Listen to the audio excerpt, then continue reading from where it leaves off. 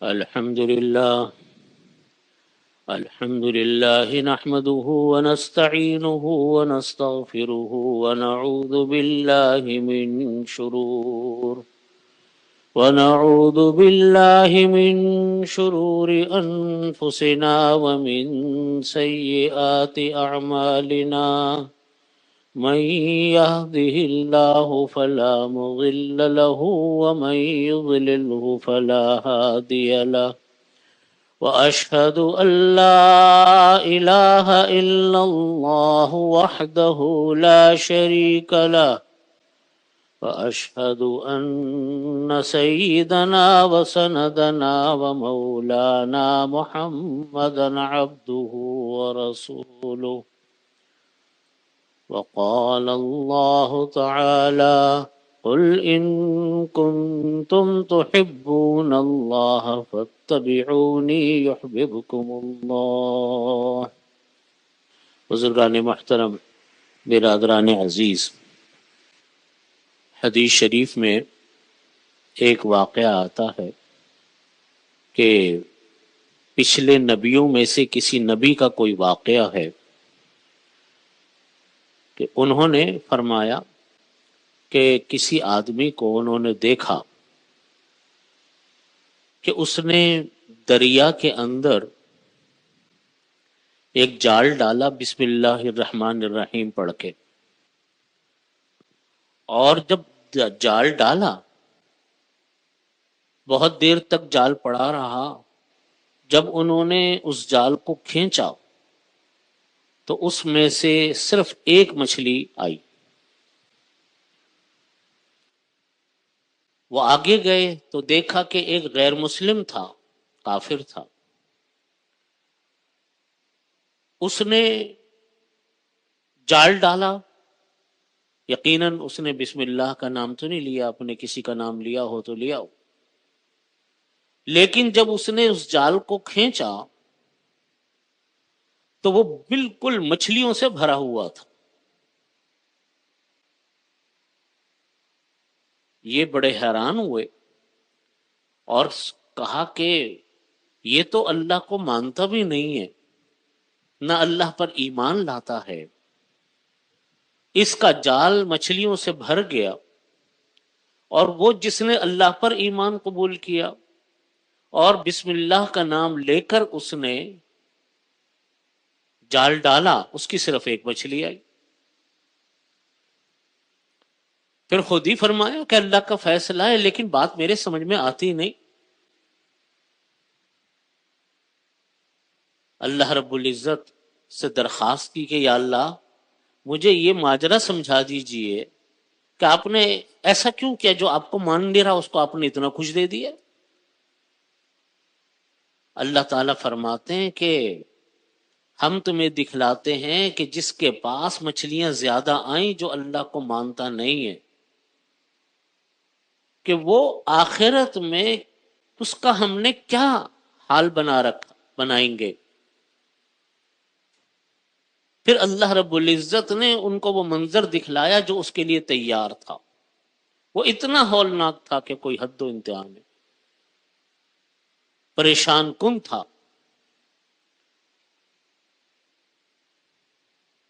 اور جو مسلمان تھا اس کا جو حال اللہ نے دکھلایا، جو اس کے ساتھ اللہ نے اس کے لیے تیار کیا ہوا تھا، وہ اتنا خوشگوار، اتنا عظیم الشان تھا کہ حد و انتہا نہیں. یہ واقعہ آتا ہے. اس واقعے سے کیا سبق ملتا؟ اس واقعے سے پہلا سبق یہ ملا کہ دنیا میں کے اندر جو انسان کے ساتھ ہو رہا ہے، بے شک نیک انسان کیوں نہ ہو، اللہ والا کیوں نہ ہو، لیکن اللہ تعالیٰ نے اس کو جو مقام آخرت میں رکھا ہے، جو کہ اصل اس کی منزل ہے، اصل اس کا ٹھکانہ ہے، وہ اگر عظیم الشان ہے، وہ زبردست ہے، تو دنیا کی زندگی تو کچھ عرصے کی ہے، وہ تو پوری ہو جائے گی. اصل اعتبار دنیا کی زندگی کا نہیں، اصل اعتبار آخرت کی زندگی کا ہے. ہمیں دنیا کی بھی اچھی زندگی چاہیے. ہمیں یہ دعا بھی سکھلائی، ربنا آتنا فی الدنیا حسنہ. اور اچھی زندگی کی کوشش بھی کرنی چاہیے، محنت بھی کرنی چاہیے اچھی زندگی کے لیے، کیونکہ دنیا میں رہنا ہے تو دنیا کی اچھی زندگی بھی درکار ہے، لیکن یہ مقصود اصلی نہیں ہے کہ ہمیں دنیا کی اچھی زندگی ملے اور ہم سمجھے کہ کامیاب ہو گئے، بلکہ اصل زندگی آخرت کی ہے۔ دنیا کی زندگی کا اصول یہ بیان فرمایا کہ اپنی طرف سے انسان نیک اعمال کرتا رہے، محنت کرتا رہے، کوششیں کرتا رہے جائز حدود کے اندر، پوری توانائیاں خرچ کرے جائز حدود کے ساتھ، پھر اللہ تعالی اپنے فضل سے جتنا عطا فرما دے اس پر راضی ہو جاؤ، خوش ہو، اپنی محنت میں کمی نہ کرو، حلال طریقوں کو چھوڑو نہیں، ناجائز کاموں کی طرف بڑھو نہیں، پھر اللہ اپنے فضل سے جتنا دے دے، سبحان اللہ، اللہ کی نعمت ہے، چاہے تھوڑا ہو چاہے زیادہ۔ انبیاء کرام میں بہت مالدار انبیاء کرام بھی تھے، حضرت سلیمان علیہ السلام بے تحاشا مال و دولت والے تھے، صحابہ کرام میں بہت سارے صحابہ کرام بہت زبردست رئیس تھے، لیکن جس کو جتنی، مگر اپنی نظر آخرت سے نہیں ہٹائی، آخرت کے ساتھ ساتھ جو اللہ نے دے دیا، سبحان اللہ، تو حلال طریقے سے جتنی دنیا اللہ دے دے اور اللہ کا وہ حقوق ادا کرتا رہے، اس میں کوئی خرابی کی بات نہیں۔ تو پتہ چلا کہ یہ بتایا کہ اصل چیز یہ آخرت، اسی لیے علماء نے لکھا یہ بسم اللہ الرحمن الرحیم کے بارے میں کہ جو انسان پڑھتا ہے اللہ تعالیٰ برکتیں عطا فرماتے ہیں، لیکن یہ جو ذکر و اذکار ہوتے ہیں اور یہ دعائیں ہوتی ہیں، یہ دعائیں انسان کو یا ذکر و اذکار انسان کو اس لیے کرنے چاہیے کہ اللہ تعالیٰ آخرت میں نعمتیں عطا فرمائیں گے، آخرت میں اپنی رضا عطا فرمائیں گے، لیکن اس نیت سے پڑھیں کہ انسان مجھ کو اللہ رب العزت دنیا میں اس کے بدلے میں دیں گے، یہ درست نہیں ہے۔ یعنی مطلب یہ کہ اس نے مسلمان نے بسم اللہ پڑھ کر کانٹا ڈالا تو ایک مچھلی آئی، اگر دنیا کے لیے پڑھے گا، مچھلیوں کے لیے پڑھے گا، تو اس کا مطلب یہ ہوا کہ اس نے اللہ کو راضی کرنے کی نیت، یہ ذکر اللہ کے لیے نہیں کیا، بلکہ کس کے لیے کیا؟ حصول دنیا کے لیے کیا۔ جتنے اذکار ہیں، جتنی دعائیں ہیں، انسان سب اللہ کی رضا کے لیے کرتا، اس سے دنیا کمانے کی نیت نہیں ہونی چاہیے کہ جی دنیا میں یہ مل جائے گا۔ آج ہمارے اوپر چونکہ بھوت مادیت کا ہوتا ہے، دنیا طلبی کا ہوتا ہے، ہر عمل ہمارے ذہن میں بس دنیا کے لیے ہو رہا ہوتا ہے۔ میں نے پچھلے جمعے بھی یہ بات عرض کی تھی کہ بعض لوگ ہوتے ہیں ان کے دل و دماغ کے اوپر بس دنیا سوار ہوتی، ہر کام دنیا کے لیے، ہر کام دنیا کے لیے۔ اللہ رب العزت نے ہماری نظر اس سے پھیری ہے کہ ہر کام آخرت کے لیے، دنیا تو اللہ تعالیٰ دے دیتے، دنیا تو اللہ تعالیٰ دیں گے، محنت کرو گے دنیا اللہ تعالیٰ عطا فرمائیں گے، جتنی دے دیں اس کا فضل ہے، جتنی اللہ تعالیٰ عطا فرما دے وہ اپنی محنت کے بعد وہ اس کے عطا ہے۔ لیکن مقصود اصلی انسان کا ہمیشہ آخرت رہنی چاہیے کہ دنیا کی زندگی تو ختم ہوگی، آخرت میں مجھے کھڑا ہونا ہے اللہ کے سامنے۔ فَمَنْ زُحْزِحَ عَنِ النَّارِ وَأُدْخِلَ الْجَنَّةَ فَقَدْ فَازَ، قرآن کریم میں اللہ تعالیٰ فرماتے ہیں فَمَنْ زُحْزِحَ عَنِ النَّارِ، جس انسان کو دوزخ سے دور کر دیا گیا، وَأُدْخِلَ الْجَنَّةَ، جنت میں داخل کر دیا گیا، فقد فازا، وہ انسان کامیاب ہے۔ یہ کامیابی نہیں ہے کہ جی آج یہ دولت مل گئی، کل وہ گاڑی مل گئی، پر ٹھیک ہے دنیا کے اعتبار سے اللہ کی نعمت شکر کرے، لیکن مقصود اصلی یہ نہیں ہے۔ تو دوسرا سبق یہ ملا کہ مقصود اصلی در حقیقت ہمارا یہ دنیا طلبی نہیں ہے۔ آج کل لوگ حفظ کرتے ہیں، بہت ثواب کی چیز ہے، بے تحاشا اجر و ثواب ہے حافظ کا، لیکن اگر بعض لوگوں کو میں نے یہ جملہ کہتے ہوئے سنا کہ جی میں نے حفظ اس لیے کرایا اس کا دماغ تیز ہو جائے گا، تو یہ ہمارے کاروبار میں ان چیزوں میں بڑا کام آئے گا، کتنی غلط نیت ہے۔ اس لیے کوئی انسان حفظ کرتا ہے کہ دماغ تیز ہوگا تو وہ کاروبار میں اور چیزوں میں تیز ہوگا، یہ اللہ کے لیے کرتا ہے۔ یہ ذرا سی نیت انسان کو کہیں سے کہیں پہنچا دیتی ہے۔ حضرت تھانوی رحمۃ اللہ علیہ کے میں ملفوظات میں پڑھ رہا تھا، حضرت نے لکھا کہ نیت کو لوگ بہت معمولی چیز سمجھتے ہیں، جب نیت پر بات کرو لوگ کہتے ہیں کہ تو بڑی گھسی پٹی سی بات کر رہا ہے. فرماتے کہ نیت ہی تو انسان کو جنت میں پہنچائے گی. نیت چھوٹی سی چیز تھوڑی ہے، نیت تو انسان کو جنت میں لے جانے والی چیز ہے، دنیا کا کانٹا بدلنے والی چیز ہے، کوئی معمولی چیز تھوڑی ہے نیت. ایک انسان بسم اللہ الرحمن الرحیم اس لیے پڑھتا ہے کہ مجھ کو پیسے مل جائیں گے، کام میں برکت ہوگی. ایک انسان اس لیے کرتا ہے کہ میں نے اپنے رب کا نام لیا، میرے اللہ راضی ہوگا. دنیا میں جو عطا فرماتے ہیں، دونوں کی نیتوں میں کتنا فرق ہے. ریاکاری کیا ہے؟ نیت ہی تو ہے، اور کیا ہے؟ ایک انسان کی نیت اس کو دکھانے کے لیے، انسان کو دکھانے کے لیے، اور ایک انسان کی نیت اللہ کے لیے، دونوں میں زمین آسمان کا فرق. اس لیے دنیا کے اذکار، عبادتیں، دعائیں یہ دنیا طلبی کے لیے نہیں، یہ جائز نہیں ہے، بلکہ کس کے لیے؟ آخرت کے لیے. ہر چیز میں آخرت ملحوظ نظر رہے، ساتھ ساتھ اللہ تعالیٰ دنیا بھی عطا فرماتا رہے، یہ اس کی شان، اس کا کرم.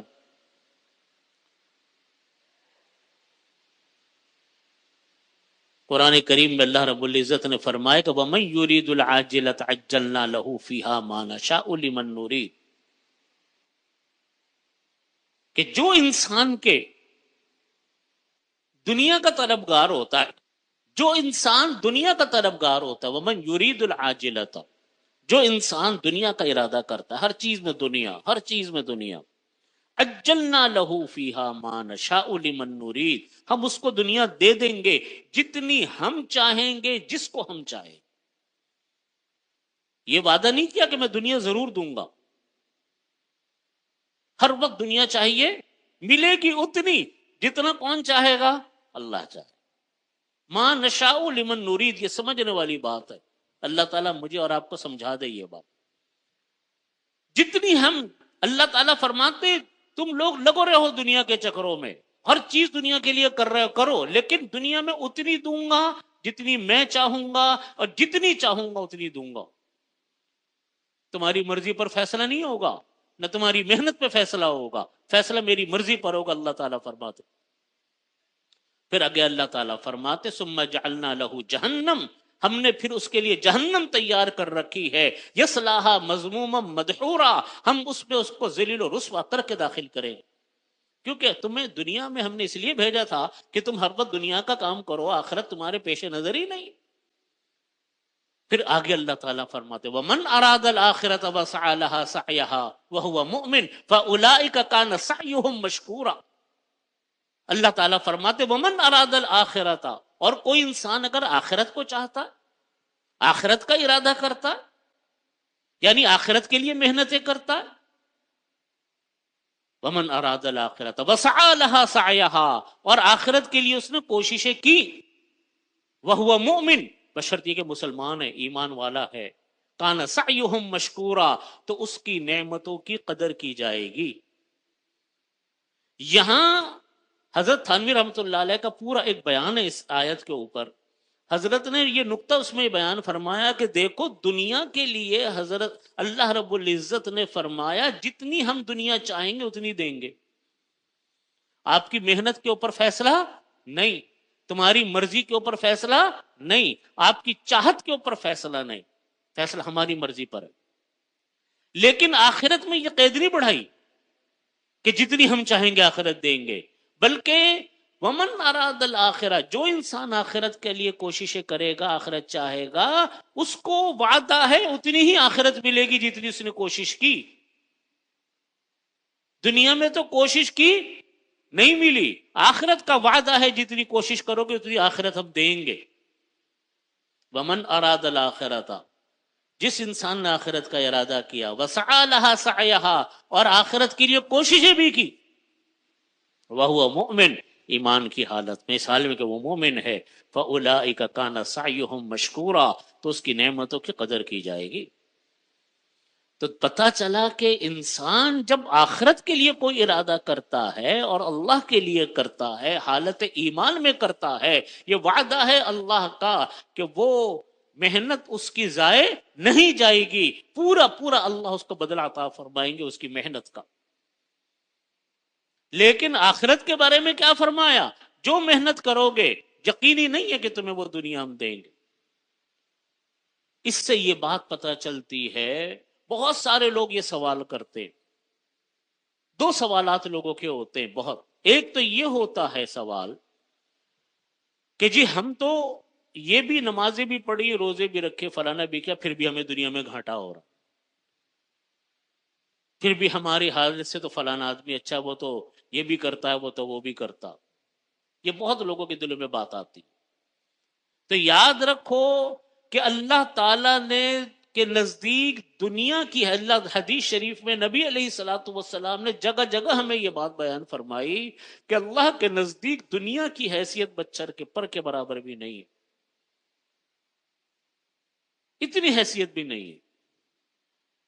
جیسے ہواؤں میں اڑتے ہوئے گھاس پھوس ہوتے ہیں، ہم اور آپ اس کو دیکھتے نہیں ہیں نظر اٹھا کر، کوڑیوں کے ڈھیر کو آپ اور ہم نظر اٹھا کر نہیں دیکھتے، اللہ کے نزدیک دنیا کی حیثیت اتنی بھی نہیں ہے دنیا کی۔ یہ تو میرے اور آپ کے لیے دنیا ہے جو حیثیت ہے۔ یہ بات اللہ نے ہمیں نبی علیہ الصلوۃ والسلام نے بیان فرمائی۔ ایک مرتبہ نبی کریم صلی اللہ علیہ وسلم ایک کوڑی کے ڈھیر کے پاس سے گزر رہے تھے جہاں کوڑا پڑا ہوا تھا۔ آپ نے وہاں پر ایک کوڑے کے ڈھیر پہ بکری کا بچہ مردہ پڑا ہوا تھا، یعنی اس کی تخلیق مکمل نہیں ہوئی تھی، پیدائش وقت پورا نہیں ہوا تو اس سے پہلے پیدا ہو گیا تھا۔ نبی کریم صلی اللہ علیہ وسلم نے اس مردہ بکری کے بچے کو اٹھایا اور صحابہ کرام سے پوچھا کہ کوئی ہے جو میرے سے 1 درہم میں اس کو خرید لے گا؟ صحابہ کرام نے کہا کہ یا رسول اللہ، ایک تو بکری کا بچہ، وہ بھی مردہ، وہ بھی گچا بنے غیر تکمیل شدہ، تو کون خریدے گا یا رسول اللہ اس کو آپ سے؟ آپ نے فرمایا جس طرح تمہارے نزدیک یہ بے حیثیت ہے، اللہ کے نزدیک دنیا اسی طرح بے حیثیت۔ اب سمجھ لو بات کو کہ اللہ تعالیٰ چونکہ حیثیت نہیں دیتے دنیا کو، دنیا کی حیثیت اللہ کے نزدیک ہوتی، یہ روایت میں آتا ہے اللہ تعالیٰ ایک کافر کو پانی کا گلاس بھی پینے کو نہ دیتے، لیکن چونکہ حیثیت نہیں ہے تو جو دل چاہے کر لو۔ جیسے کوڑے کے ڈھیر میں جو کچھ بھی پڑا ہو تو توجہ بھی نہیں جاتی کیا پڑا ہوا۔ اس لیے اللہ کے نزدیک یہ دنیا، یہ سمجھنے کی بات ہے کہ دنیا اللہ کے نزدیک بے حقیقت ہے۔ دنیا کا اتار چڑھاؤ یہ ہمارے لیے ضروری تو ہے، لیکن ہمارا مقصود اصلی نہیں ہے۔ اللہ تعالیٰ اپنے مرضی سے فیصلے فرماتے، کسی کو زیادہ، کسی کو کم، کسی کو کچھ، کسی کو کچھ۔ کافر کو زیادہ دے دیتے، تو لوگوں کے دلوں میں یہ سوال آتا ہے وہ تو مانتا نہیں، مسلمان مانتا ہے، پھر اس کو کیوں کم؟ اس کا جواب کیا ہے کہ اللہ کے نزدیک حیثیت نہیں ہے دنیا کی، اللہ نے اپنے نزدیک فیصلہ کر لیا، جس کو دنیا کم دی ہو سکتا ہے آخرت میں اللہ تعالیٰ پتہ نہیں اس کو کہاں سے کہاں نوازیں گے۔ اور دوسری بات کہ کافروں کو اللہ تعالیٰ آخرت دنیا اس لیے زیادہ دے دیتے، ہم نبی علیہ الصلوۃ والسلام کے زمانے سے پڑھتے چلے آ رہے ہیں کہ ہمیشہ اللہ نے غیر مسلموں کو دنیا زیادہ دی، ہمیشہ طاقت کا توازن غیر مسلموں کے حق میں رہا۔ آپ جنگوں کے واقعات پڑھیں، غزوات کے واقعات پڑھیں، سرایا کے واقعات پڑھیں، ہمیشہ کفار کی طاقت زیادہ، مسلمان کی بہت تھوڑی، لیکن فتوحات اللہ نے دی۔ بات یہ ہے کہ اللہ تعالیٰ کے ہاں انصاف ہے، اللہ تعالیٰ کافروں کے نیک اعمال کا بدلہ ان کو دنیا میں پورا فرما دیتے، ان کے بھی نیک اعمال ہوتے ہیں۔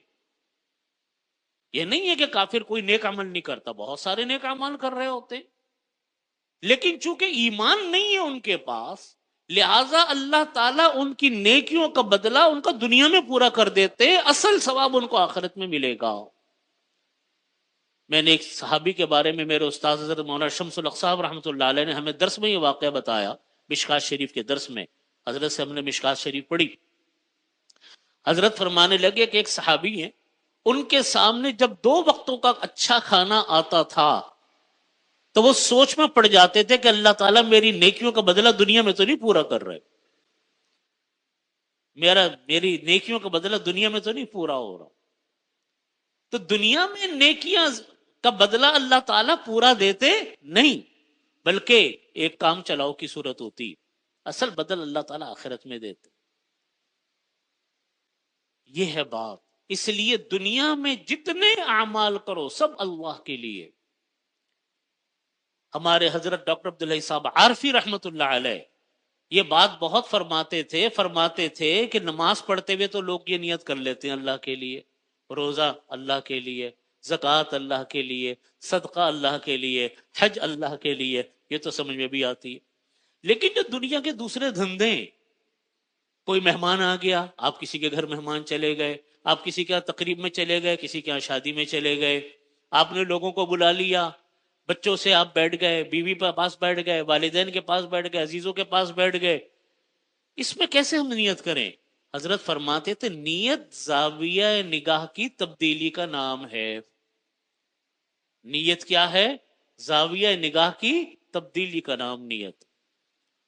فرماتے تھے کہ دیکھو ایک آدمی جب صبح کو روانہ ہوتا ہے گھر سے کام کاج کے لیے، کوئی ملازمت کرتا ہے، کوئی تجارت کرتا ہے، تو ایک نیت تو یہ ہے کہ بھئی میں جا رہا ہوں پیسے کمانے، ایک نیت یہ ہے کہ یا اللہ رزق حلال کمانے جا رہا ہوں.